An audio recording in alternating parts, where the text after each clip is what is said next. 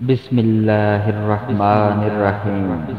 اللہ کے نام سے شروع جو بڑا مہربان نہایت رحم والا ہے۔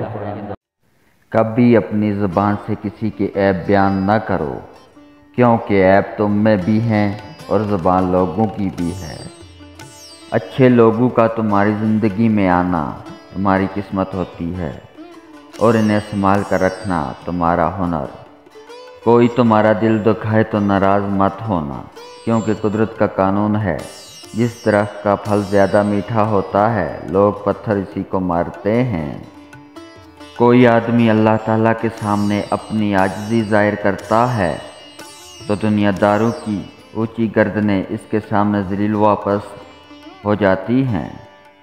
دنیا داروں کی صحبت سے پرہیز کر، کیونکہ اگر تنگ دست ہوگا تو تجھے حقیر سمجھیں گے، اور اگر زیادہ مالدار ہوگا تو تجھ سے حسد کریں گے۔ جو آدمی اپنی قدر آپ نہیں جانتا تو کوئی دوسرا آدمی بھی اس کی قدر نہیں پہچانتا۔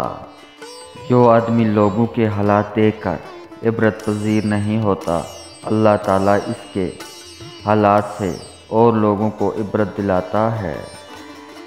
جو آدمی اللہ کی بارگاہ میں عزت پا لیتا ہے، اسے کوئی غالب سے غالب بھی ذلیل و رسوا نہیں کر سکتا۔